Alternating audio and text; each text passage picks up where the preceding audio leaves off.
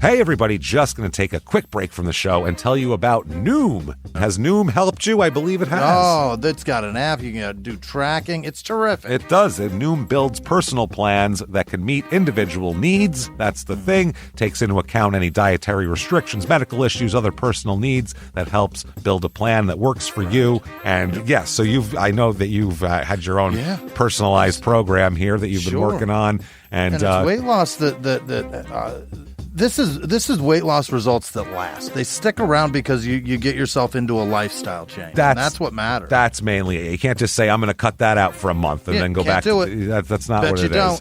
So I'm glad it's helping you. That's great. And it really does. I like the psychology and biology-based approach here. Yeah. Noom Weight uses psychology. That's why they say losing weight starts with your brain, but it also takes into account your unique biological factors, Jimmy. All of your multitude flora and fauna that goes on inside of you there. Sure. Yeah. Stay focused on what's important to you with Noom's psychology and biology-based approach. Sign up for your trial today at Noom.com, Noom.com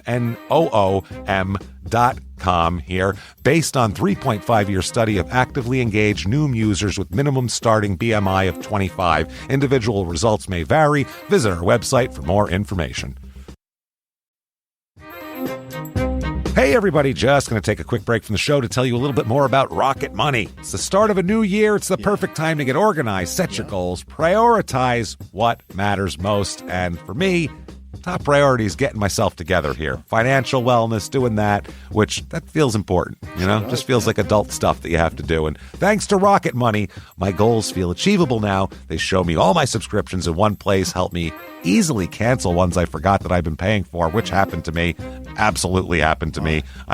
For years, I was paying for something. I was like, what is going on here? Rocket Money found it and saved me lots of money since then, because it's been a while. So they did a great job here. Rocket Money is a personal finance app that helps find and cancel your unwanted subscriptions, monitors your spending, and helps lower your bills so you can grow your savings. Rocket Money has over 5 million users and has saved a total of $500 million in canceled subscriptions, saving members up to $740 a year when using all the app's premium features. Cancel your unwanted subscriptions and reach your financial goals faster with Rocket Money. Go to rocketmoney.com/smalltownmurder today. That's rocketmoney.com/smalltownmurder. rocketmoney.com/smalltownmurder. Now back to the show. Welch's knows some things make zero sense, like why the algorithm knows your music tastes better than you do. But zero sugar and full flavor? We made that make sense with new Welch's Zero Sugar. All that passion fruit or tropical punch goodness and none of the sugar. You gotta sip it to get it. New Welch's Zero Sugar. Let's fruit stuff up.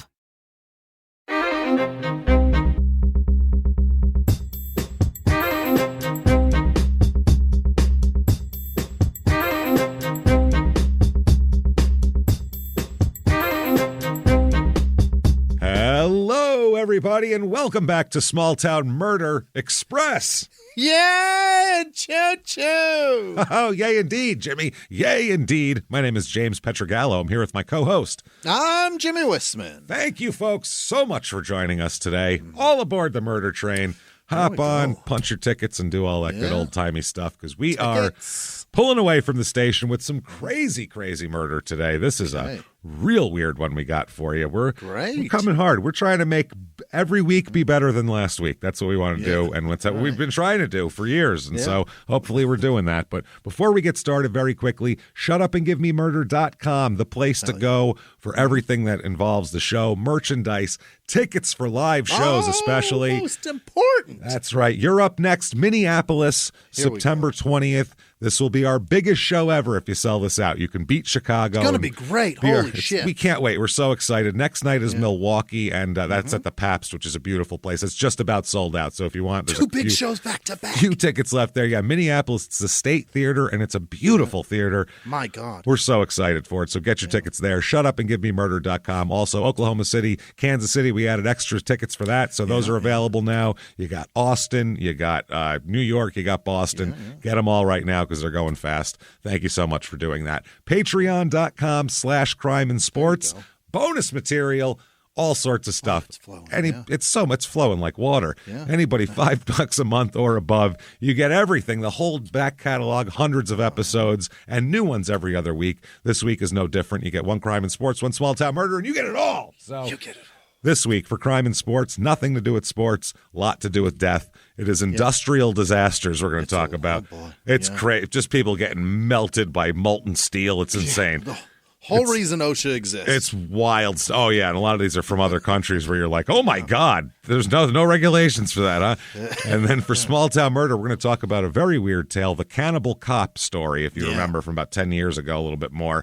Very weird. Very weird. We'll delve into it. Did this guy actually want to do anything? Was he trying to do something? Was he some kind of weird fantasy writer? We'll figure it all out there. Okay. We'll talk about it. Patreon.com/crime in sports is where you get all of that. And you get a shout out at the end of the regular show, too. So that's a lot of fun. You'll get your name mispronounced. Everybody wants that.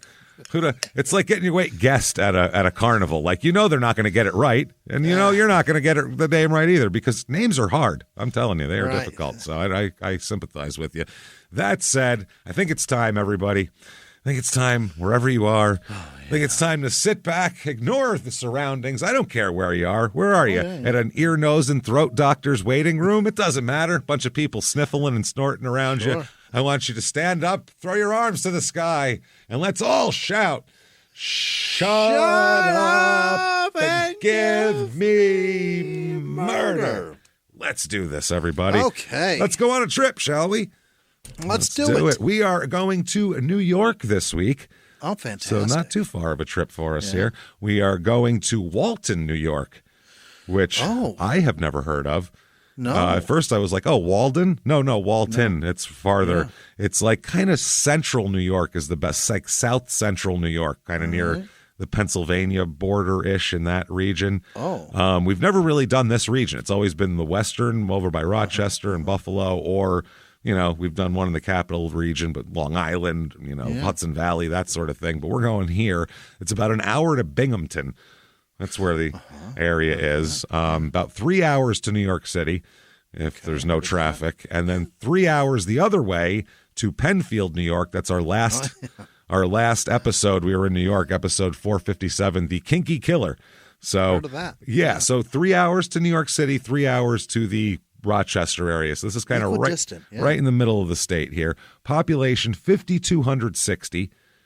That's a good amount of people, and this is like kind of like farmland, idyllic. Yep. This is like when you drive through central Pennsylvania, this is what this looks like. It's that sort of thing where it looks like shit would grow there. Big balls of grass. Big grass fucking spools. Spool? Yeah, big spools of grass you'd call it. Looks like a big fruit roll-up, like a big grass roll-up. Yeah, big grass pinwheel. There you go. Median household income here, much lower than the national average. It's $45,250. Average is about $70,000. Median home price, though, same thing, way low, $165,900. What is happening here? I'm telling you, this is the land time forgot in this area. Yeah. It's wild. The town motto here, and this might tell you why, because it's sparse. We'll put it that way. The scarecrow capital of the world.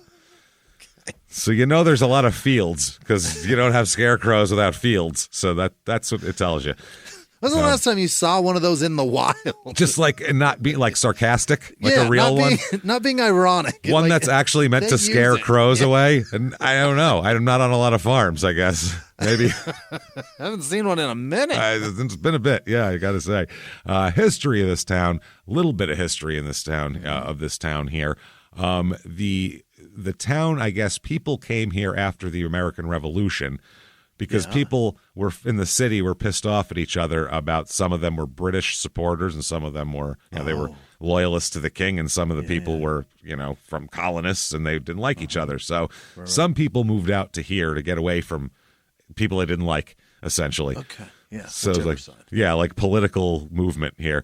Weird. So the town was formed in 1797 by the New York State Legislature. First town meeting was held in a log church in 1797. William Walton, who it's named after, was a wealthy New York City merchant who owned a lot of property in New York City. You told me this was named after Bill Walton? Yep, Bill Walton. He came here with his hook shot and everything. Hell yeah. A big Irish weirdo. And he averaged 12 rebounds a game, so we were pretty impressed with the guy. I got to be honest with you. This is the How timely. Rest in peace, sir. It got to happen. Yeah, he did die. Walton is the birthplace of William B. Ogden. Everybody from here is named William, by the way. It's one of the rules. William Ogden is the first mayor of Chicago. So there you go. Okay. So reviews of this town, 4 stars. Here we go. Walton is a great neighborhood, free from violence. The people here are very polite and friendly. Well, that's not true. That's not true at all. I go to school every day and meet so many nice people that make my day a lot better. This is a child. There's such great traveling access. You can go anywhere. It takes forever to get anywhere. There's a road, but James. There's roads out. They have roads out of this town. I love how 4 stars. We have roads. Hey, look at that. You can get out. The scenery is very beautiful and relaxing. I sit in the bus every day on my way to school admiring the beautiful trees and plants and buildings in Walton. What a fucking nerd. This person just stares out they're not trying to make friends, fuck around, burn the seat with a lighter and make a smiley face. They're not doing anything that you're supposed to do on a bus. None of this Just shit. smoke a cigarette, bud. Yeah, you could do it in the back row with the window open. We used to. Smoke weed back there, for Christ's sake. The neighborhood does have some loudness when it comes to cars. During the night, the car can be very loud, waking me up from my sleep. The car. There's a car that goes by that wakes me up. That's what the 1 star taken away from. There's one person in town with a loud car. Somebody bought some Borla exhaust, and it's annoying. Wow. Oh, shit. 2 stars. Walton is a small country town. It has a very friendly, homey feeling. There are many active citizens who play a vital part in the community. What it needs, though, here we go, is to upgrade to have small business growth. There are not many job opportunities available. Many graduates have to leave the area to go to school and then seek a job because it's a small fucking town. It's a farm town. If you want to farm, and its location has it's made it nearly impossible for the economic growth. It's so far from everything. Yeah, it's in the middle of nowhere, and that's all it is there's just where are you going to work? It's kind of awesome, but it sucks. It's nice if you work from home.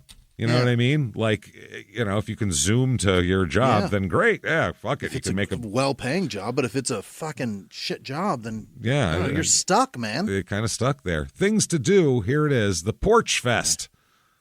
Oh, yeah. Porch Fest. Porch sitting capital of the world. Well, Porch Fest concerts are held throughout North America in over 125 locations. And this year, Delaware County residents will have the opportunity to experience it right in their backyard. Oh, they got their own. A variety of musicians will perform on front porches or at other venues in the area, and visitors can walk from venue to venue to experience different music genres and performers. Now, there's not a lot of different music genres, I'll put it that way.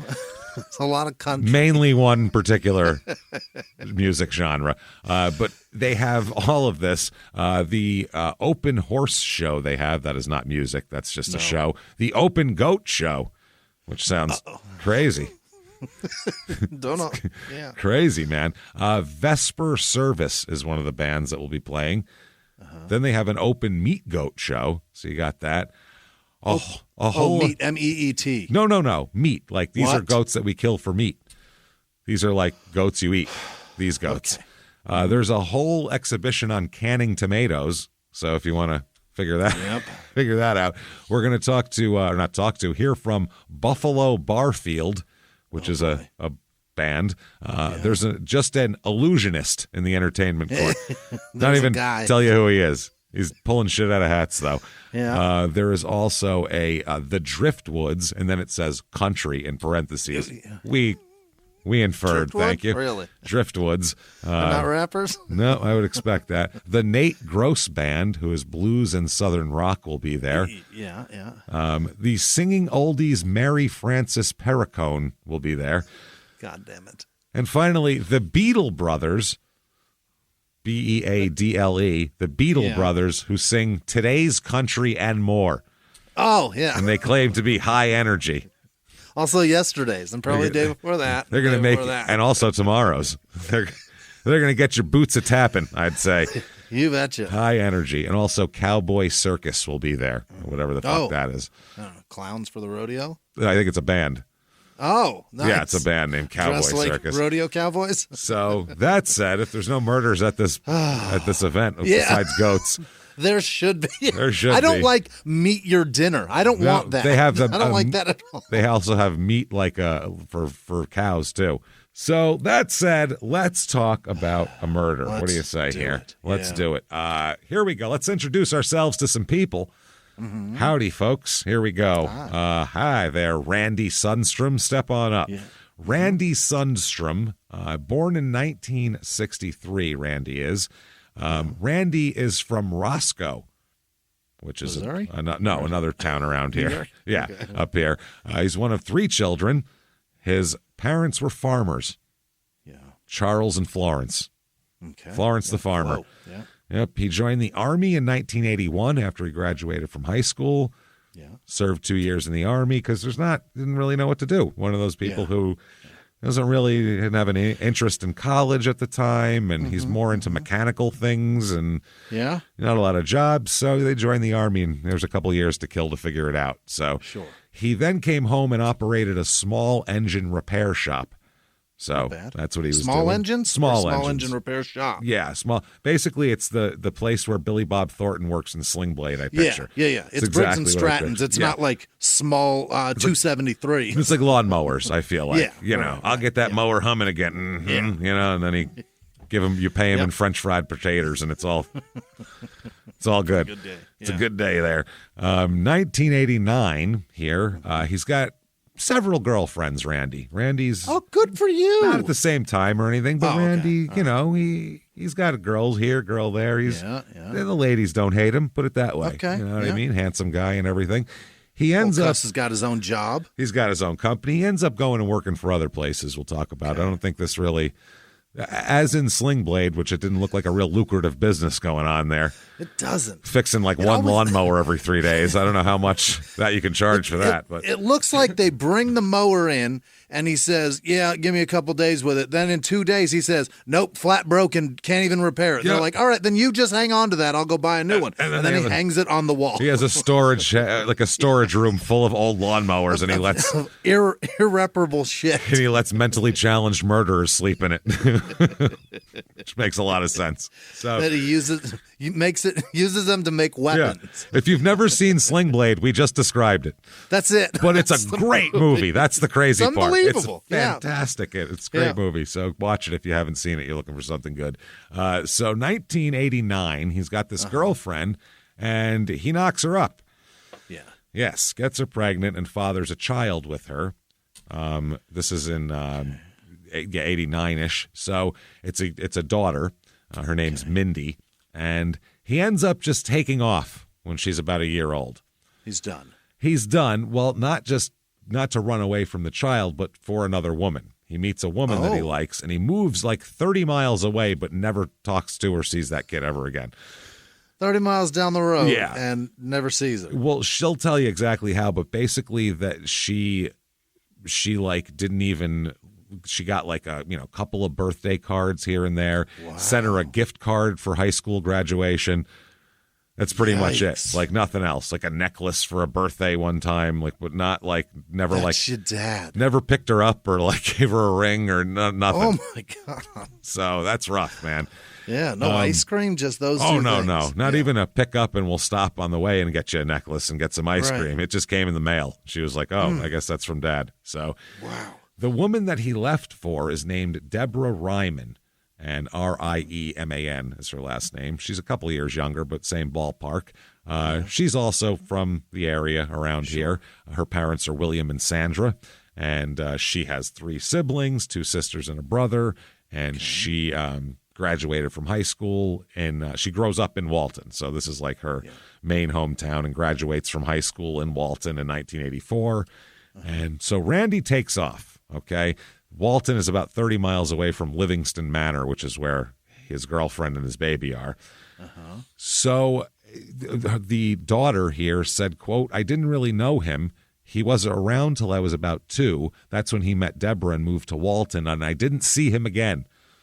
Rambling man. That's it. He sent, if he's a Rolling Stone, he sent a few birthday cards, a necklace for Christmas one year, and a gift card when I graduated from high school. That was it.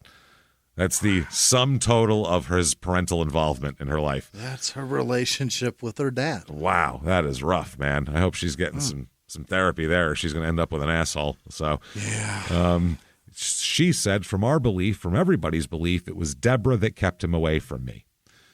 So that's what everybody says. Deborah did not want him having anything to do with that daughter. And he and Deborah don't have any kids either. So I don't know if she just isn't interested in kids and doesn't want kids around. Yeah, it's not even that he's too busy with a bunch of other kids. We have crazy. 3 kids, or I want you to pay attention to my kids, or whatever it was. It's not like that.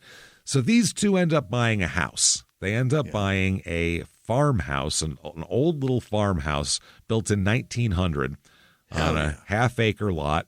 And it's a little tiny place, a little 2-bedroom place, not a big place, but they fix it up all nice how they like it. It's at 1884 South River Road in Walton, and later on, I'll give you the Zillow stats on that at the end. Hell yeah. Because I know everyone's, our people are like, let me look that up. Yeah. So Deborah gets a job working with the Delaware County Social Welfare Agency. She works there for years and years. Randy, for a long time, commuted to Oneonta, which is a good distance away. He worked in the warehouse for Drogan's Home Furnishings, which I've never heard of. Drogan's? Okay. Yeah. That's a beautiful couch. What is that? Oh, it's a Drogan. I got it from Drogan's. What? Yeah, it sounds disgusting. Right? Sounds like there's like jizz in it. I don't want that couch. Sounds like everything is ugly. Everything's ugly. Everything's green. Drogan's. We specialize in the hideous. Drogan's for shitty motel furniture. That's what they make. Motel furniture where bodily fluid stains won't show up. They have a special lab. Cedar. Yeah, they have a special lab with they put together patterns that don't show anything. They're like, we finally did it. This doesn't show blood, mud, semen, anything. It's amazing. Make the most unsellable furniture. It's disgusting. Then he ended up getting a job at Scott Machine Corp, which is an engraving place. They do a lot of engraving. And that's in Walton, so he didn't have to commute anymore. The place Things Remembered sends all their shit. Essentially, that. Because, the guy at the mall isn't fucking doing it. He doesn't do that. When you go up there, there's a 21-year-old chick selling you a Zippo. She's not going to go in the back and engrave a message to your grandfather in there. It's not we're going to throw this to FedEx. They're going to take it to Scott's in New York. You're going to take it to some hillbilly, and he's going to carve it in it. That's how this is going to work. So by the late 90s, this couple gets into some weird shit, man. Yeah. Now, normally on this show, when I say they get into some weird shit, it's like the occult, or, they're having orgies, or they're having meth sex parties in a barn or something that are sponsored by a local soda company or some weird shit. Sure. We get all sorts of weird shit. Bloodletting. They're doing something even stranger, in my opinion. Oh? They begin an obsession with growing giant pumpkins. Didn't expect that, did you? Yeah. Trying to figure out how big they can get this pumpkin. One. If you want to know where giant pumpkins come from, here is where they come from. This area is big in the giant, vegetable fruit growing world. Really? Absolutely. They grow giant watermelons, but competition level. Yeah. Not, shit for just weight and stuff like that. This became their whole life. They want the best, biggest pumpkin. Remember when we had the guy in the box there that got found in the box 40 feet away from the trailer, that lady, and they got real into that, that shooting thing, the speed target shooting where they dressed up. Western period shooting. Yeah. That's what these people do, except with pumpkins. So it's very strange here. Randy was the founder and president of the New York State Giant Pumpkin Growers Association, the NYSGPGA. That's too much. There's a lot of letters on your shirt, sir. Randy, you should have picked a better acronym there, I think. That's not an acronym that you want to have there. That's what they do. In 2004, he ended up telling the Daily Star, a newspaper, that he found pumpkin growing habit forming. Because you get obsessed with growing the next one and the next one. And he said their goal, they said in 1999, they set a goal to break the state record for pumpkins. That's what they're going to do. They're going to be pumpkin champions. Oh, we'll go over all the pumpkin stuff. Don't worry. Okay. All right. First of all, you need a pumpkin mentor. Yeah, you can't just fly who's blind. the big pump? Yeah, you can't just fly blind in this pumpkin fucking world, can you? No. Yeah. They have Bill Bobier. That's their pumpkin mentor. That's him. Well, he's also owns a chimney cleaning business in the area as well. Oh. So that's what he does for his job. But he's doing a Disney job as head gourd. He owns the business. I don't know if he gets all dusty and does fucking dances in the street with street urchins. I'm not sure if that happens or not. It could. Don't get me wrong. I'm not putting it past him. With shitty umbrellas. With shitty umbrellas and just covered in soot. But he met them, and when Randy called him and said, listen, man, you don't know me, but I could really use some pumpkin guidance, and maybe you could like hook me up. And the guy was like, no problem. And he became their pumpkin mentor and close friend. Unreal. Yeah, he's the pumpkin whisperer, this guy. He's going to do it. They would have barbecues at each other's homes and spend many days together at pumpkin weigh-offs. That was weigh-offs. Everybody's weekend consists of getting trailers, loading your giant fucking pumpkins onto them, and then trucking them to a weigh-off and hanging out. That's their social life. They do it every weekend. Oh, boy. Yep. Every Christmas, Randy bought 2 collectible jackknives with pumpkin motifs. He would give the same one, identical knives, and he would give one to Bill and then keep one for himself. So every year they had like one of those little heart necklaces. Knives. Yeah. You put them together and it says Bill and Randy forever. It's really cute. That's really cute, isn't it? And adorable. Jackknives. Well, yeah. Wow. Matching blades. Matching blades. Let's do it. Bill described Deborah as always happy and smiling, and as Randy as a really great guy. Just a terrific guy. Bill said, we never saw issues, so to speak, like between the couple. The couple was always getting along. He said they always just seemed perfect for each other. They were both into gardening, do-it-yourself. They were homebodies, homesteading type of things. It seemed like they really enjoyed doing stuff together, growing together, canning together, cooking together. It's their whole life. They don't have any other activities that they do. He said Randy was the type of guy that didn't burden anyone with his problems. He was outgoing with his friends, but he kept any problems to himself. Because he's a gentleman. Yeah, he's the type of guy. That's a guy that people like generally. It's a good friend. Yeah. Oh, yeah. Keep your personal shit out of this. We're having a beer. He's one of these guys. Good guy, real funny, good time. Wouldn't say shit if he had a mouthful. That's what some old redneck would say about him. That's exactly what they like. So their religion here, let's talk about. Okay. Not only do they have pumpkins, but dozens of tomato plants and other vegetables as well. They grow blueberries and grapes. Yeah. This is on a half acre. This isn't a lot of land, too, to be growing all this shit. Yeah. Are they praying to a sun god? I don't know. They didn't hang out at bars, didn't go to church, didn't go to, social events other than that, didn't go out to like dinner, just pumpkins and pumpkin related things. Their friend Bill said they gardened. That was their religion. Gardening. That's a religion I can get behind. Well, shit grows. Yeah. You're getting things happen. There's a definite result. Giant For pumpkin. Sure. Yeah. Giant pumpkin. That's something. I got a pie. That's amazing. 2007, they participate in the PBS, I believe it was on PBS, on the documentary Lords of the Gourd. Oh, boy. Yeah. This is one of those extreme pumpkining, man. So they say in this, Lords of the Gourd, viewers encounter offbeat and endearing growers who tend, pamper, and coddle their plants as if they are children, coaxing them to grow to unnatural size. Creeps. One pumpkin person said, I can't go anyplace. Someone will ask me, how's your pumpkin doing? He's a pumpkin celebrity. He's like, I can't even walk down the street. People just come up to me with pumpkin questions. Wow. They said they have to test the soil frequently. You have to nourish it, water, fertilizer, and everything has to be measured very precisely when you're pumpkin growing. They said that it turns the hefty squash turned gingerly and supported carefully when you're moving it. Yeah, you got to roll it. Yeah, you got to do that. Some devoted disciples tuck their pumpkins in with blankets every night and greet them enthusiastically with a tape measure every morning. What? Let's see how big you are, little pumpkin.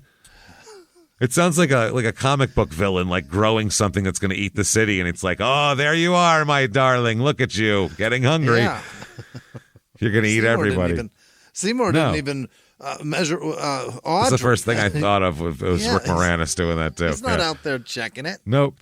There are rumors of creative techniques used by determined growers. They're on the juice, man. They're roiding. This is crazy. That's not natural. Look at all the pimples on it. Look at that fucking pumpkin. It looks like Barry Bonds' head. What are we talking about here? A lot of bumps on that gourd. Oh, that's not right. People who'll go to any lengths to raise a winner, spraying the fruit with milk. Not milk! Oh, God, no, that's uncalled for. Or injecting it directly into the flesh, cradling the pumpkin in its own hammock, talking to it. How's that illegal? That should be standard. What's the problem? Surrounding the pumpkin patch with end-to-end mouse traps, so they can't. Oh, to keep things from eating it. Yeah. Keep things. There'd be a lot of scarecrows here. I bet. They have a ton of them. Lord of the Gourd follows Joe Pucos and fellow competitors Bill Bobier, that's their guy, Bernie Potter, Deb and Randy Sundstrom, they are. Matt Verschneider. And through the final harrowing days of harvest, and then on the long journey cross-state with the bulging behemoths strapped into the backs of their pickups. Yeah, you got to be careful with it then. You don't want to hit a bump and crack that thing. No, fuck it all up. You got to. They have all these blankets under it.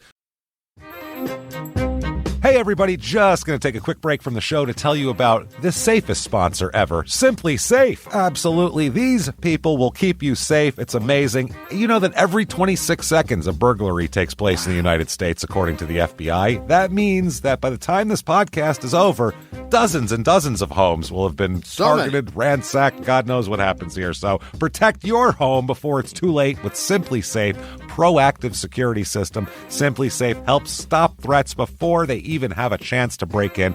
Named Best Home Security System by U.S. News and World Report 5 years in a row. And by us for about the last 8 years as well. If you trust us, believe me, you want Simply Safe. So visit simplysafe.com/small to claim 50% off a new system with professional monitoring plan and your first month free. That's simplysafe.com/small. There's no safe like Simply Safe. Now back to the show. This show, Small Town Murder, is brought to you by BetterHelp. Get yourself some therapy, everybody. Honestly, here. We often hear about, red flags that you should avoid. Hey, that's a lot of a thing. It's become a real phrase now, real cliche. Yeah. But why don't you focus also, you look at like green flags in friends and partners. Look for good things as well. Right. And maybe you're not sure what that looks like, though. Therapy can help you figure that out. What are positive things? What are the green flags? And then you can practice them in your relationship. It's absolutely a fact. And so, honestly, we absolutely are huge advocates for this. It really, really helps. BetterHelp is fully online, making therapy affordable. It's convenient. They serve over 5 million people worldwide. You can access a diverse network of more than 30,000 credentialed therapists, wide ranges of specialties there. Here's the coolest part. You're not getting along with your therapist, you're just not feeling it, you can switch at any time, no extra charge. Wow. The thing is, they want you to get help. That's it. And you can do it with BetterHelp. Discover your relationship green flags with BetterHelp. Visit BetterHelp.com/smalltownmurder today to get 10% off your first month. That's BetterHelp, HELP.com/smalltownmurder. Now back to the show. Pucos is a contender for the top prize until last-minute rumors circulate that another grower has a pumpkin that will break the world record. At the Cooperstown Weigh-Off, the massive gourds are hoisted one by one onto the scales, and the moment of truth arrives. This is Verschneider says, you go to enough competitions and you can't help it. You're addicted. You do anything you can to hopefully come back with a larger one next year. This is my penis I'm talking about now. Pumpkins is a whole different thing. Right. So in 2008, the Sunstroms grew a pumpkin that weighed, how much do you think it weighed? I didn't know anything about this. So I'd guess 300-400 pounds. 1,459 pounds. That's what they grew. A 1,500. How do you fucking move that? That's what I mean. You need like a crane. They pick it up. Yeah, you got to have a hoist. A hoist and everything else. That was 10th in the United States that year, by the way. There were 9 bigger. 9 bigger. I have a list of biggest pumpkins ever here. Oh, I can't wait. Quick sidetrack. In 1900, the biggest pumpkin was 400 pounds. Yeah, that's it. Right. Yeah. It quickly grew. By 1990, the biggest pumpkin was 816 pounds. Oh, so double. Took 90 years to get to that. Double. Yeah. But then it's going to double from that real quick. It doesn't take 90 years. Then by 1999, 1,331 pounds. Wow. By 2000 and beyond, now 2006, 1,502 pounds. Fuck. By 2014, 2,323 pounds. Who the hell grew that? And well, I'll tell you right now. Benny Meyer from Switzerland grew that. Nobody knows him. Nope. And then finally, Travis Geinger from Minnesota in 2023 grew a 2,749-pound pumpkin. That is the current world record.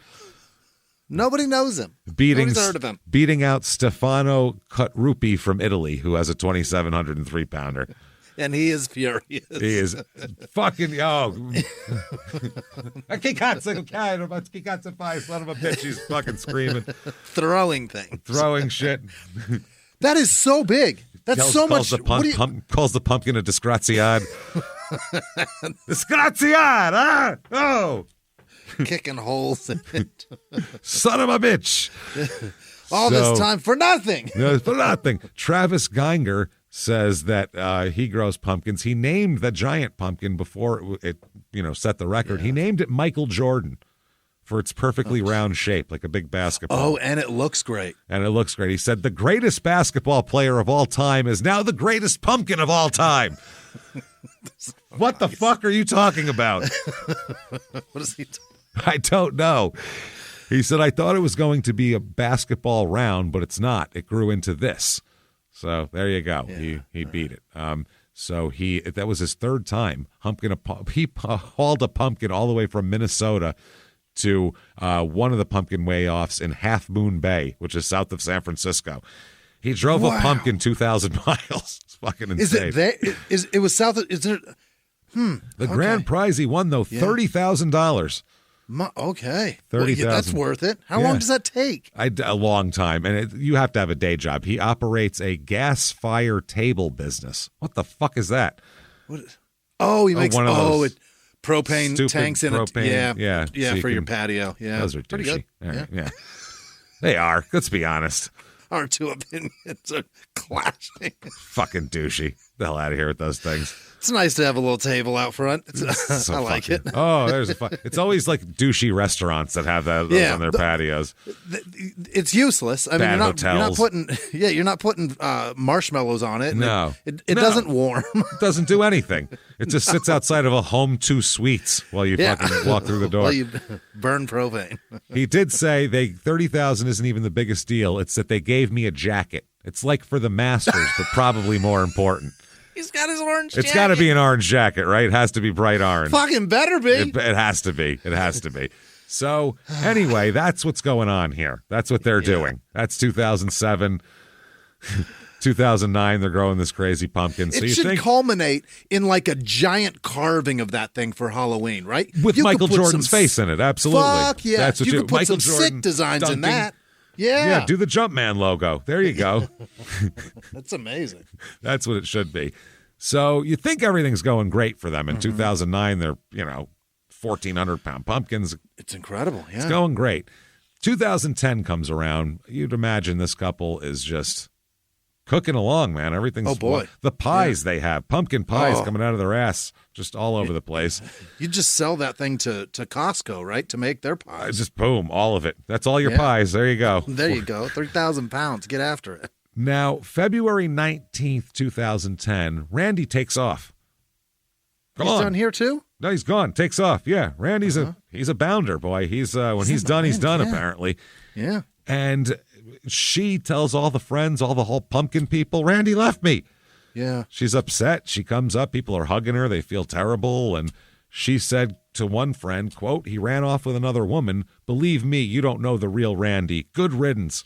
Again. Done with him. Yeah, he's a scumbag and he's running away, and he made me think that he was interested in pumpkins and he's really not. So he's out.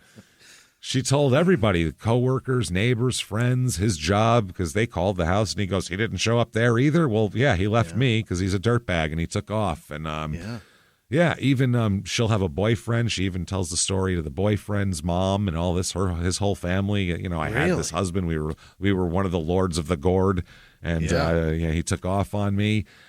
She then tells everybody too that she found out that his new girlfriend is pregnant as well. So he that's wanted kids after all. Yeah, he knocked somebody else up, took off, and then also on top of that, she said, "I'm happy he's gone because he used to beat me." And he was aggressive? And he would beat me, and he took off now. So good riddance. Fuck him. You know what I mean? Yeah. And Bill was like, what are we talking about here? My pumpkin jackknife brother? There's no way. My God, he's my guy. My pumpkin brother, yeah. He said that she pretty much told us that Randy had met someone else. She got pregnant, and he'd just taken off to start a new life. We thought maybe he was embarrassed or whatever. I always felt that when it was time for him to get in touch, he would. Yeah. I don't know. It's hard to tell your friends I accidentally left one in somebody. Well, yeah, especially to the pumpkin friends, because those are like both of their friends. Those aren't like his friends. That's like their social group. So you might just run from everyone if that happens. For sure. So Bill said he saw Deborah a few times after that on a visit once and at a pumpkin way off in Cooperstown. He tried to stay in contact, but she just kind of would change her phone number all the time and just didn't stay in touch with any of the pumpkin people. Just kind of drifted off. Quit. Yeah. Yep, on her own. Bill said that, it just didn't seem like the same her, that she was very upset and very bitter with Randy. She was bitter, and she was always smiling before that. Now he said she seemed, wrathful is the way he put it. And the fact that he can't be around him too. I can't be around him. It's shameful. A man just left me. That's the other thing. So embarrassing. And if you go hang out with Randy now if you were a couple and you hung out with them, now your wife's pissed at you. What are you doing hanging out with him? So it's tough.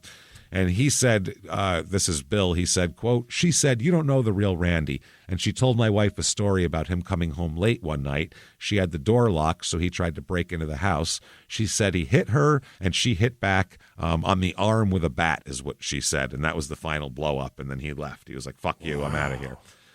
Now, he takes off. Randy's got no family, by the way. Really? So that's what I mean. It's not even like you could call his mom and be like, "Where the fuck's Randy? I need to get a bill to him or something." His parents are both dead. He's got 2 siblings, but he doesn't keep in contact with them. He hasn't talked to either one of them in years. He doesn't talk to anybody except for Deborah and the pumpkin people. Doesn't even talk to his own daughter. His daughter, his brothers, nothing. And they both live out of state, too. So him not contacting them isn't anything new. Normal, And his few close friends are their close friends. So they know of Deborah, but they don't. He took off, and they don't talk. He hasn't talked to them either.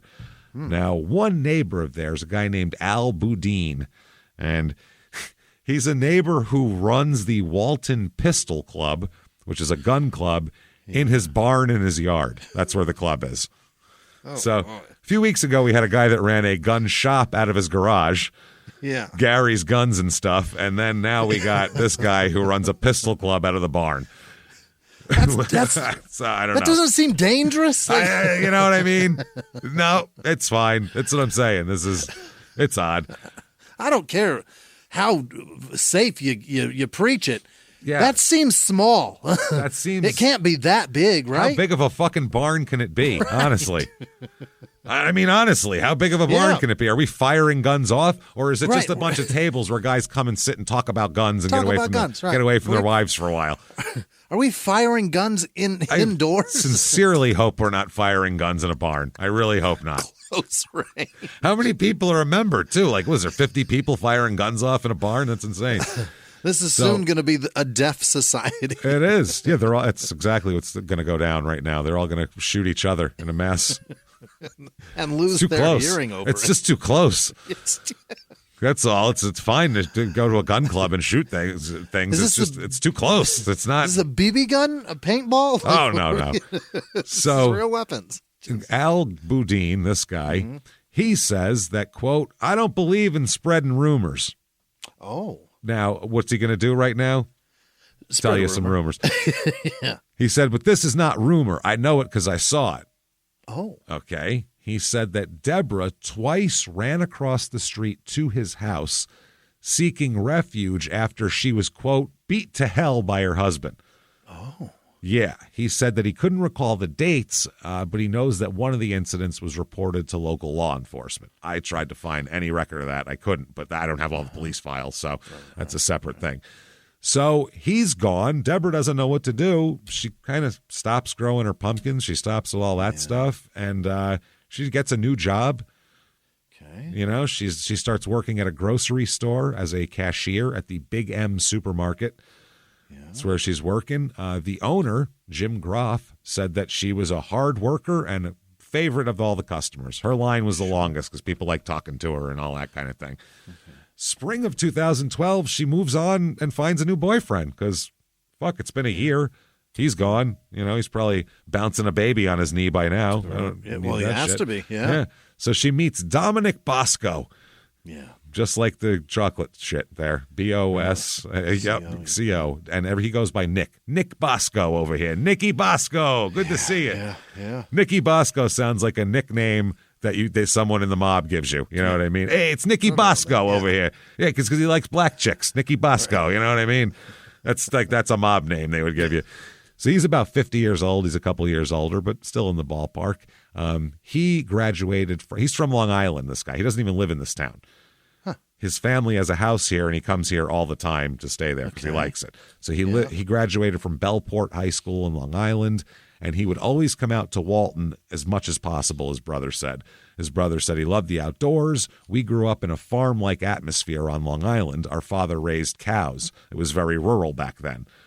Because we're talking in the 50s and 60s before Long Island became all the suburbs. Yeah. It was farmland, and then they slowly, knocked that farmland down and put houses there instead, put cul-de-sacs and shit. Yeah.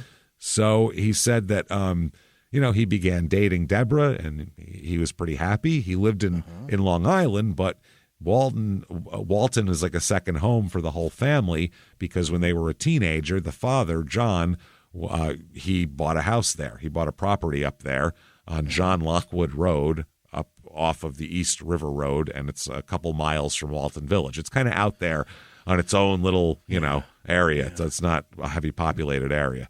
So they built a house out there because they bought the land and they built a house out there. And over the years, they would come out there as a family all the time, and they bought 200 acres altogether. So they kept buying more parcels and more parcels. Oh, yeah. And they built up 200 acres around this nice little house that they built up there where they could all come and spend some time in nature. Okay. So Dominic worked for a tree service on Long Island. This fucking guy loves trees. Loves them. Kidding. Wants to be among them. He wants to trim them. He loves them. Yeah. When work would slow down in the winter, because in New York in the winter there's no tree people. They're just dead anyway. So they'll be back in the spring. So he would spend more time at the Walton house. And that's how that would go. His I guess his brother Patrick had got the house from the parents, and the one friend said Nick was always up there helping Patrick out around the house, and that one of the visits he came up was when he met Deborah, and they got along, and they started going out. So then he was spending even more time up there. So now the brother, this is Nick's brother, John Bosco Jr. He told his mother that my mom had a conversation with Deborah at some point. She said she'd been in an abusive relationship, that her ex-husband used to hit her, and that she said her ticket out was when he fell for someone else and took off. Okay. So they felt bad for her. They were like, "Oh, we're glad you found Nicky Bosco here. He'll be great for you." A lot of people running off, man. People are just running away from everybody. So February 2013. She loses her job at the supermarket, which seems crazy. No. Customer favorite. What's she losing her job for? She is accused of stealing a purse that a customer had left at the store. She stole it. Rather than turning it into lost and found, she just took it. And we don't know why. We don't know what the deal is with this, but She did. The person pressed charges too. Wow. They pressed charges, and she's charged with larceny, but she doesn't. She fails to appear in court. She doesn't show up. What? Doesn't show up. So they issue a bench warrant for her. So she still doesn't show up. So about a week later, this is February 19th, 2013, actually the 3-year anniversary of the day Randy left. Oh, boy. The day Randy took off, the cops go looking for her to serve her with this bench warrant for stealing a purse. This is, It's literally a larceny charge. It's a misdemeanor. It's nothing huge. So sad. She didn't like wrestle it out of an old lady's hand and then push her to the ground or anything. It was left behind. She took it. So the law enforcement here, they track her to a house on a dead-end road on the other side of Walton at 294 John Lockwood Road, where she was staying with Nicky Bosco at his family house up there. They knock on the door, and they said they expected a very routine, it's a larceny charge. Get in, let's get out of here. You're going to come in, we're going to fingerprint you, you're going to go home. There's not going to be bail, there's not going to be any of that shit. It's going to be a quick thing. Instead, real dumb. Petty. It's a petty theft. It's nothing. Right. So they learned that that's where she spent time. So about 2 p.m., middle of the afternoon, you'll be back before dinner. Don't worry about it. Walton Police Chief and Investigator Carl Vox of the Delaware County Sheriff's Office, they go to serve the warrant. She answered the door. They told her, we have to arrest you. Obviously, we have that charge. You missed your court date. That's the way this works. We got to arrest you. You can't trade pumpkins for, favors. We're sorry. She was in her nightgown and stuff still. She had a robe and nightgown. She was just lounging around. So she said, is it all right? Can you at least give me a minute to put normal clothes on so I don't have to go into town to the police station like this? And they said, yeah, sure, go ahead. The cops said, we just received information that she might be at this residence, which was a seasonal residence. She initially answered the door, but she was only dressed in a nightshirt, so she asked the cops if she could, have a minute to get changed. And that's when the lieutenant says, quote, she shut the door, and it was within a minute they heard 2 shots. Yeah, not expected. This is a larceny arrest. This is nothing. 2 shots. Yeah. So they said, what the fuck? They burst in through the door. They kick it open. They run in there. As they're charging upstairs, the fucking house is on fire. It's in a full fucking blaze. Within a minute, she set the house on fire, and 2 shots are taken in a minute. Wow. It's in a blaze. They're trying to fucking get to her upstairs. 2 shots. That's rare for a suicide. Well, the first shot, you want to talk about being an asshole. Yeah. It's one thing to kill yourself. The first shot, she shot her dog. What? With a 30-30 rifle. What, to make sure that it works? What the fuck did you do that for? Australian shepherd named Shadow, who, by the way, was her constant companion, always walking the dog, always. I guess she figured if I'm going, no one can take care of Shadow. Yeah. So then she turned the gun on herself and shot herself with the same 30-30, which takes talent because that's you have to. It's a lot of rifle. It's a lot of rifle. You got to have a certain length of arm to be able to pull that off. So the cops, as they're trying to get up there, the flames are too much. They can't get up there. They just see the bodies and they're like, we can't fucking do anything. They run out of the house before they're overtaken by the flames. The entire house burns to shit. Burns to cinders, leaving only the wraparound deck, a fireplace chimney, and some cordwood near the door, which is amazing because that's the firewood. That's what it's for. The only thing that didn't burn. She bought some shit wood. Yep. The firefighters did save a detached garage from complete ruin. Okay, so there's that. Unbelievable over a purse. Over a fucking purse. So they said the rifle was located in the residence on Lockwood Road and that the residence was owned by a family member of Nick Bosco. That's what they, when asked about the rifle ownership. So now she's dead. The dog's dead, which I know the dog's dead, and that's horrible. We're all very sad. And Nick's family lost their fucking house. They lost their house. Where the fuck is Nick, by the way? Because Great Nick, question. Where was he in this? It's his house. Where's he? Hey, everybody. Just going to take a quick break from the show to tell you a little bit about Sono Bello. You know, the most known secret with celebrities and influencers and all these famous people is so many of them have had lipo. They've had lipo, whether it's a little touch-up here or a total makeover. Yeah. Nobody has a perfect body. That's the thing. No. They may look like it on TV, but there's things that help that. Absolutely.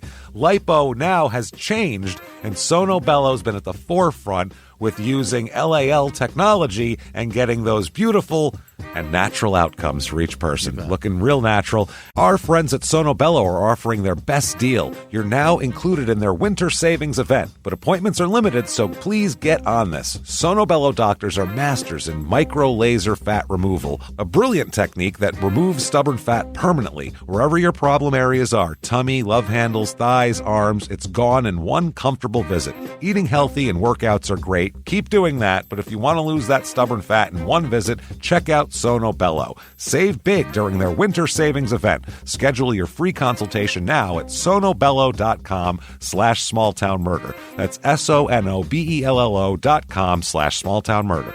Now back to the show. Hey everybody, just going to take a quick break from the show to tell you a little bit more about our stylish friends at Quince. That's right, let's go elevate your styles, people. Yeah. Get it going, look good out there, and you can do it now without breaking your wallet, without breaking the bank, because at Quince, you can get high-end, versatile pieces at prices we can all actually afford, which is very nice. You want to get good stuff that lasts and it's good, and they have quality stuff that's very affordable, and you can do like we did, upgrading our stuff here, while still being a very reasonable price. Quince only works with factories that use safe, ethical, responsible manufacturing practices, along with premium fabrics and finishes. It's all quality stuff. You're going to love it. Trust us, it looks good. And I've got the leather jacket. It's a very high-quality item. Real nice, soft leather. Yeah. Jimmie's got his linen pants he's rocking. Yeah, they're terrific. Come on, be like us. Be fashionable. Get in there with Quince. Indulge in affordable luxury. Go to quince.com/smalltownmurder for free shipping on your order and 365-day returns. That's QUINCE.com/smalltownmurder to get free shipping and 365-day returns. Quince.com/smalltownmurder. Now back to the show. Hey everybody, just going to take a quick break from the show to tell you a little bit about a very cool place, Thrive Market. Yes, we are both looking to get into the healthy swing this year. The problem is I don't know what's in everything, and I don't know if even I'm qualified to even read the labels to know if that's good or that's bad. Right. There's chemicals in things, and there's things floating around. I don't know what I'm doing out there. One of my favorite features, and I know you were talking to me about this, is the Healthy Swap Scanner in the Thrive Market app. Yeah, it's simple. You scan any item, and it'll instantly suggest a cleaner, healthier grocery alternative, it's great. Amazing. Yeah. That's great. Thrive Market also takes the guesswork out of finding these safe, healthy foods. For example, like I'm trying to get my protein intake up for energy. I'm always moving around. I need stuff, and I love that you can filter their site by the high protein options. Nice. It's very cool, and you can personalize this portion, and you can put filters on it, and get ready. You should be ready for a junk-free start to 2025. Get ready for it and head to thrivemarket.com/smalltownmurder and get 30% off your first order plus a free $60 gift. That's THRIVE market.com/smalltownmurder, thrivemarket.com/smalltownmurder. Now back to the show. Well, he's a big guy too, Nick. Big, rugged. He's a tree guy, for Christ's sake. 225-pound, sturdy big cat. Lorax. Yeah. Well, when they clear everything off, they find his body at the bottom of the basement steps. He's dead. He's dead. And they said, this is his brother, said he didn't take this while looking straight at the person who killed him. He would have been able to defend himself. That's why we think she got him while he was sleeping or with poison, something very premeditated. They find out that he was dead up to 3 days before this fire was set. What the shit? So they knocked on the door, and she said, "Oh fuck, it's over. They're going for that, yeah. They're going to find that." Well, they said we're here to arrest you for the purse, but she's like, eventually, they're going to find the body. Yep, it's over. So she freaked out. They said the investigator said they hadn't been able to determine the cause of death for him because of the extensive burns, but they had been able to determine it happened days before the fire. They don't know exactly how many days. So then the state police find out that she's married because they're looking for someone next of kin to tell somebody about this. you got to make a notification. So they're like, oh, shit, she has a husband. Let's find him to notify him. Yeah. So, they can find Randy if no one else can. And they can't find him, though. They're doing checks. They're doing, electricity bills, everything, and they're trying to find him. No one can find him. And they said, well, where the fuck is he? And then they found out that, quote, it had been about since 2010 since he was last seen. So we wound up looking into Deborah Sundstrom's residence. The cops said, initially, we weren't looking for his body. Initially, we were investigating the fire at the house, and one thing led to another. Mm-hmm. This is 3 days after the fire. Police trying to find him. So they bring a cadaver-sniffing dog to their house, Randy and Deb's house, sniffing all around, and the dog, notifies on a barrel behind the house. Yep. And they pull it out, and it's Randy. He is stuffed inside a 55-gallon barrel about 25 paces from the back door of their farmhouse. She just left him there. For 3 years he's been there. Neighbors have come over. Wow. All of this shit. He's right there stuffed into this gallon. And she's just telling everybody he's a Bob Seger song. He's going. He's a fucking... Oh, my. It's insane. So she said that a cop said there's no girlfriend that we know of. And he said investigators were unaware of allegations of domestic violence between them, adding that it was not germane to the case at this point. What was she going to do? Just kill Leave every him guy? There forever. Yeah. I don't know what she was going to do with Nick. Put him in a barrel, I guess. I don't know. I mean, she's at his family's house. Big. Yeah. I don't know what her deal is. She left him. I guess she just shoved him down the basement stairs. Was like, I'll put him there for now. Is he bigger than a 55-gallon drum? Is that the problem? Did she shove his body down there, like roll him down the steps while she came in, like from the cops? Was he laying in the living room and she was like, better get him downstairs? Roll, fire, great point. Shot. Yeah. Who knows? Or did she put him down there to begin with? I don't know. So it's pretty wild, though, I would say. They asked her parents, did she ever tell you about any abuse? And they would not talk to the cops at all. Huh. They said she's dead. It doesn't matter.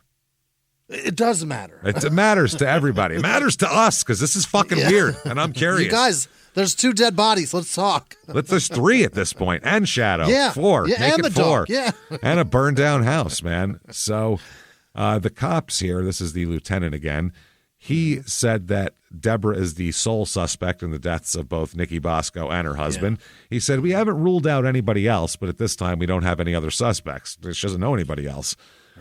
This is crazy. Now, this barrel was only 100 feet, not from her house. It was much closer there, but 100 feet from the entrance to the Walton Pistol Club, of which Randy used to go all the time. Yeah. So Al Boudin, the guy who runs it, said, I must have mowed past that spot 100 times. Oh, my God. He just mowed right. Howdy, Randy. Oh, Jesus. As he mows around he probably weed whacked around that fucking thing. You know he did. You know he did. Yeah, that thing just ate up spools as that little nylon thing hit the side of that tin. Yeah. That goddamn tin is fucking up my weed whacker. Insane. They said, well, did you know the Sunstroms well? And he said, I thought I did. I mean, I didn't know Randy was in a barrel, so I guess not. He said he believes that the domestic violence was ongoing and that was the motive for Randy's murder. He said there's only so many times you can get hit by a shovel before you get hit back. Come on. Shovel? I don't know. I think that was just a saying of his, probably. She just finally snapped. And then they said, sir, we're the Oxygen Network. Would you possibly be interested in a deal? Could you give us that title, please? We just really want that. Can you do that? It's going to be, what's it about? Say that again. Exactly this is what it's about every week. It's the same show. See this lady? She's going to be the one who killed somebody, guaranteed. Yeah. It's the same fucking show. We need a guy like you every week, too, that weed whacks around a barrel. That's right. Like, on this show, you never know who's going to be the murderer. Could be anybody. Could be the 8-year-old. We have no fucking idea. On that show, you go, well, the wife's going to kill him. So that's how this works. That's the show. Well, she's had enough. Yeah, I think she's going to get pissed off. This is Mary. She's probably had about enough. She's about to snap. Yeah. This is Mary. Mary's had enough of Randy's shit. Over the next hour and 10 minutes, we're going to tell you how and why. Just hire us to do the show. It'll be much more entertaining. Much more entertaining. So Al Boudin said he had no doubt that Deborah was strong enough to kill her husband and fold his body into the barrel and wheel it behind the garage. He said she could outwork any man. Yeah, she's a farmer. She grows pumpkins that are bigger than your car. So Randy's daughter, never seen daughter, she said that she was gradually drawn into the whole drama surrounding her father, and she said that she wouldn't have recognized him if she passed him on the street, but still it was fascinating that it was her father who was murdered. Yeah. She said it was just a crazy conversation. She said, I wanted to let you know that Deborah committed suicide last night and caught the house on fire. And I was like, okay, shocked and everything. She said that they did not know where my father was and that they were trying to find him. Yeah. For the next few days, she monitored the developing story, and she said, I saw on the Walton Reporter website they found a second body, and I was freaking out. What if it's my father? Well, what if? Then they said it wasn't. They said it was Dominic, the second body. Mm-hmm. She said, they said, I really hate to tell you this news over the phone, but your father's dead. That's what they told me. Over the phone. We'd tell you in person if you'd ever seen him. That's the thing. Any kind of actual relationship with him. You have a phone notification relationship with your dad, we're sorry to tell you. As a child who grew up without a father for 28 years, they have no idea how many times she has conjured and wished for this exact scenario. I hope that motherfucker is murdered somewhere. She seems to have just like a real detached curiosity about it. Yeah. She doesn't seem to have a real anger about it, which I don't know if she got like a stepfather who was like a father to her and she, wasn't in need of that thing. Yeah, that's maybe a great point because you win enough awards at school to have just your mom sitting there. You feel like a piece of shit. Yeah. It sucks, for sure. Man. So Jesus Christ, man. This is fucking crazy. But they had to tell her over the phone. They're like, listen, if your father would have came to your house, then so would we. But he won't come over, so we're not going to come over either. Sorry, Mindy. Like that's just bad. That's like a shitty thing to do. Child you are. Shitty thing to do, Randy. Just take off like that. You can take off, but fucking, take care of things. Come on, man. You know what I mean? You're 30 miles away. Yeah. She said, I still don't know how to feel about it. This is stuff I see on CSI on television. Yeah. She said, then the next day they called him again. They called her again. They called her back. She said, they told me I was the legal next of kin and I had to take care of his body. Oh, my God, no. I don't know this man. Put him back in the barrel and kick it down a hill. It's fine. There's a basement there. Put the ashes over into the other place. I don't know what to tell you. Done. I don't know I'm not paying for this. I've got a necklace and a gift card. That's not going to cover the cost here. The gift card is much lower than the burial fees. You have to give your children more over the course of their lives than your funeral would cost, or else they don't have to bury you. She said, it just, oh my God, threw me for a loop. I didn't know what to do. I could have said he wasn't there for the 23 years of my life, so why should I be there for him now? But that's just not who I am. I have a bigger heart than that. So she instead organized a send-off for her dad, including a military burial because he was in the Army for 2 years and during peacetime. Pay for it. That helps, at the Sullivan County Veterans Cemetery. She said she appreciated that a number of pumpkin growers, including Bill Bobier, attended the funeral. Yeah. She said, they all told me some funny stories that lightened up the situation. They also said that he did mention me and that he really wished he was a part of my life. You would tell her that no matter, even if he never met. If you said, this is the first time I knew he had a daughter, you go, he talked about you all the time. I mean, it was just Mandy. Oh, I'm sorry, Mindy. Sorry, that's what I meant. Minnie? I don't remember. I don't remember. Whatever. I put pumpkin seeds in the casket with a watering system, so hang tight. In a few years, you're going to have a big-ass pumpkin. I have to go spread milk on my pumpkins. I'll be back later. They should have just thrown that cord of wood inside that barrel and thrown in a match. Done deal. Yeah. Wipe your hands and walk away. That's that, like a Vegas card dealer. Done and done. There you go. She said that that put a big smile on my face. My father, in their eyes, was an awesome friend and a great man. Oh. Well, where the fuck was he when I needed that? Yeah. Oh, you tell me he treated you like a son? That's nice. Thanks a lot. Yeah. Go find yourself. So why wasn't he missing? They said, quote, he was never labeled as a missing person. Yeah. If no one looks for you, you'll never be missing. That's a great point. That's what it is. No one looked for him. Period. That was that. He was never called in as a missing person, the lieutenant said, and said that family members told investigators they hadn't had contact with him, quote, for many years. So they didn't think anything of it. Wow. They said the investigation's going to continue. They're looking at mental health histories, whether there was a history of domestic violence. They're trying to figure out the cause of death, everything like that. They said everything with her right now, actually all 3 subjects, is under investigation. We're fielding a lot of phone calls, people who know all of the people involved in this. Yeah, we know more The dog about didn't pumpkins. shoot her, so Yeah. you know what I mean? Yeah. So they got a forensic psychologist to try to figure it out.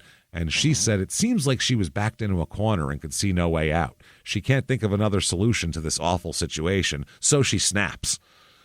Okay. Another one. Yeah. Another one. That's the husband. But what about Nikki Bosco and the dog? Because she's not tied into that situation. She doesn't even live there. She could just go to her house. Anytime. This guy lives like fucking 300 miles away. It's like, wow. I don't understand what the snapping to him. Why'd she kill him? And why'd she kill the fucking dog? How about this? Open the door, let the dog run out, and then fucking do it. The cops would have found the dog and rounded it up, I'm sure. It's better than burning it or killing it. What an asshole. I don't know what her deal is. It feels like she was just going to kill everybody that wronged her forever. For just whenever it comes up and then hide it. So every year, about 750 intermarriage killings take place. Yeah. Is that right? But 750 marriages go just short of divorce, let's say, with this. 750 people find out how much divorce costs, and they choose the opposite. They choose the opposite. They said most of these are influenced by alcohol or sometimes drugs, too. This is in the house, they're drunk, one person kills another person. They said the rare one is Deborah here because among spousal murders, the male is the victim in only 2 out of every 10 cases. Wow. Which is funny, but as far as female killers go, they kill their male partner more than they kill anybody else besides their own children. Yeah. Female killers really, for the most part, when like a woman kills another woman on this show, it's fucking rare. Right. It's always their spouse or their children, or they kill the guy and the baby. Yeah. That happens too. I'll show you. If they kill a woman, it's usually to cut the baby out. Cut the baby. Yeah. Without that, like a baby motive, it's rare. It's really rare. So the reactions are, this is Bill Bobier again. He said, what kills me the most? Kills me. You not Deborah, you idiot. Yeah. Is that all this time we thought Randy was the bad guy. I don't blame myself, but in a way I should have known that Randy, being one of my best friends, would have tried to get a hold of me over all that time. That he's just like, I just believed he was gone and just ran away. Wow. That's stupid of me. His brother said, this is Bosco, Nikki Bosco's brother, said, we don't know how this could have happened. He said, I wish we did, but I guess there's no real closure on what this psycho did. What was he like? Because they're talking about Nikki. He said, what was he like? He was a hard worker, a very hard worker who was dedicated to whatever he did. He was an honest man, a stand-up guy. He's a real stand-up guy. Nikki Bosco is a real stand-up guy. Let me tell you something. It's absolutely a mob name. Hilarious. He never ran from the truth. He would tell what he thought. I can't believe I'm not going to see him again. Then, how did the pumpkin community respond to this whole mess? Well, I found on bigpumpkins.com, which is not a site about big-titted redheads, shockingly enough. I expected that. Oh, God damn it. Orange-nippled women. But no, it is actually about growing big pumpkins. Unbelievable. There's a message board when all this goes down in 2013, in the week following the finding of the bodies and all that. And here are some of the messages. I'll just read them down. Just found out today that one of our fellow growers and friend has passed away. I hope she knows how much she will be missed. R.I.P. Deb. This is before they found Randy. Wow. All of these. Sorry to hear this. We'll remember her in my prayers. Sorry to hear my prayers for his family. Or for her family, sorry. Yeah. R.I.P. Deb, my thoughts and prayers are with the family. Sorry for her family's loss, and we'll keep her in our thoughts today. R.I.P. Deb, and thank you. So sorry. Our thoughts and prayers go out to the Sundstrom family. Sorry to hear this. R.I.P. Deb. Deb was a really good friend. By the way, this is from extremepumpkinstore.com is the fucking poster. Extreme Pumpkins. Deb was a really good friend and a good person. For anyone that has seen Lords of the Gourd, Deb became famous for her wall of death. Huh? They don't know that she has murdered people yet. They think she just killed herself in a fire. This is unreal. This is crazy. I hope that she's at peace now. Deb, you will be missed, but not forgotten. You will be missed, Deb. Our prayers are with your family and friends. This is Joel and Mary Lou. It says from them. Now that's some sad news. One of the originals. Rest easy, Deb. R.I.P. Deb Sundstrom. So sad. Oh, my God. Deb was a very kind-hearted woman. Got to know her at Cooperstown and Oswego Way-Offs. Had some good talks with her. I'm still shocked. Rest in peace, Deb. And may God give you all the comfort in heaven. Then it says, why does it always seem that the truly good ones go early while the lowlifes seem to live forever? Deb, quote, mousetrap lady, that's her wall of death. It's mousetraps. Was a friend and former OAF sponsor as well. Then at the end of this, about a couple weeks later, someone says, quote, let me just start off by asking if you people know the circumstances surrounding the death of your all wonderful, loving, clinically psychotic friend, Deborah. Last time I checked, that twisted evil bitch went down as a thief and murderer. Twisted evil bitch. She murdered my closest friend, an amazing man that had a massive positive impact on the lives of those fortunate enough to meet him. So again, I ask you people, what the fuck is wrong with you? Grow pumpkins, man. Grow pumpkins, you dicks. Deborah Sundstrom, fucking burn in hell. I wish I could bring you back so I could kill you all over again.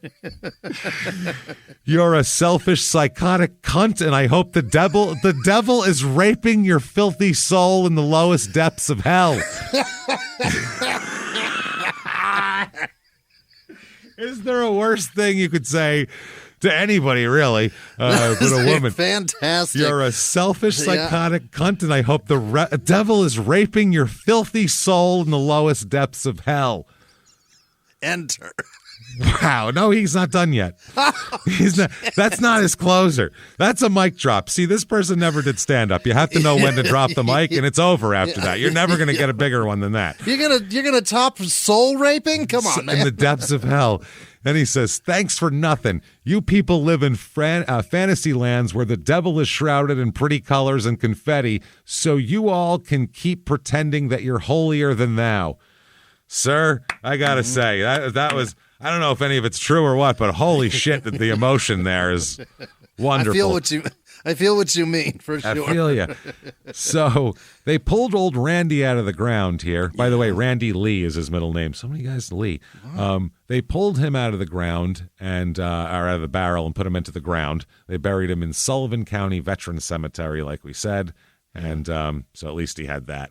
Now, the house is 294 John Lockwood Road, the burned-down house, is now a 2-bedroom, 1-bath, 2,036-square-foot house. That's a big house for 2-bedroom, 1-bath. Yeah, they must have sold off the land because the Zestimate on it, it's not on the market, but the Zestimate on the whole thing is $395,800, and I don't think that can be 200 acres of land. No.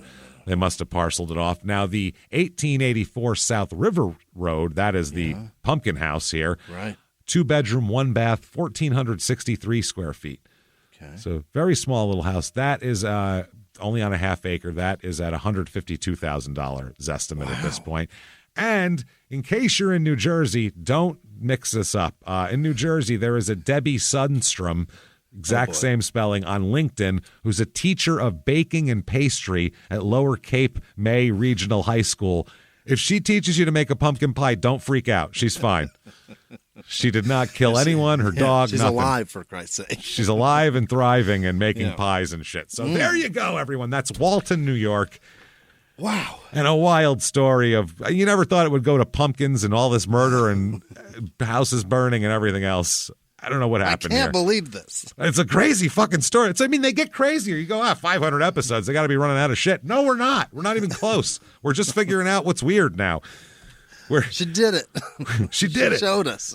Fuck yeah. We were talking before the show, and we were like, this show still feels new. And it always does to us. Still feels brand new. Still feels brand new. We're still feeling our way through it, getting our feet wet. So there you go. If you enjoyed that show, tell everybody about it. Tell the world about it. Get on whatever app you're on. And please leave a review. It helps a lot. Follow us on social media. We are at Small Town Murder on Instagram, Small Town Pod on Facebook, Murder Small on Twitter.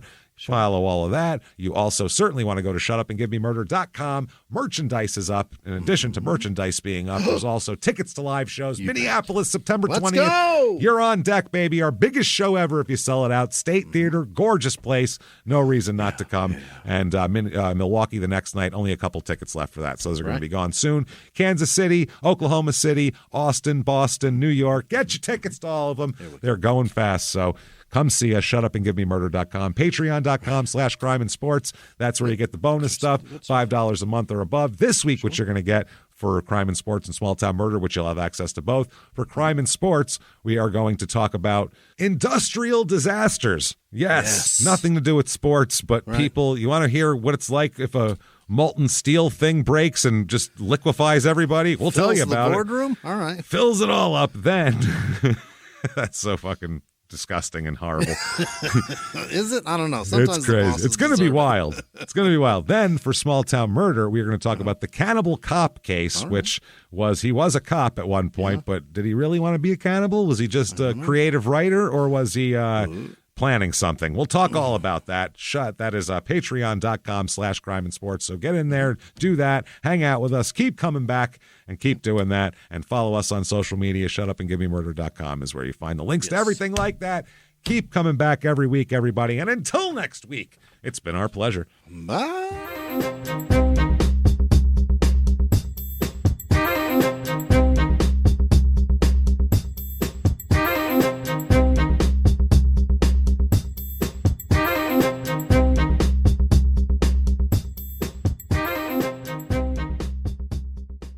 If you like Small Town Murder, you can listen early and ad-free now by joining Wondery Plus in the Wondery app or on Apple Podcasts. Prime members can listen early and ad-free on Amazon Music. Before you go, tell us about yourself by filling out a short survey at Wondery.com/survey. Have you ever gotten a message out of the blue? Maybe you ignore them. Or maybe you end up in conversation. Maybe they tell you about an amazing offer. I can really show you how to make some money. And maybe that gets you into a lot of trouble. But this isn't a story about people like you, the people receiving these messages. This is a story about the people behind the messages, on the other end of the line. Thousands of them, working in a micro-city built for scammers. From Wondery, the makers of Dr. Death and Kill List, comes Scam Factory, a new series about survival at the expense of others. Follow Scam Factory on the Wondery app or wherever you get your podcasts. You can listen to Scam Factory early and ad-free right now by joining Wondery Plus in the Wondery app or on Apple Podcasts.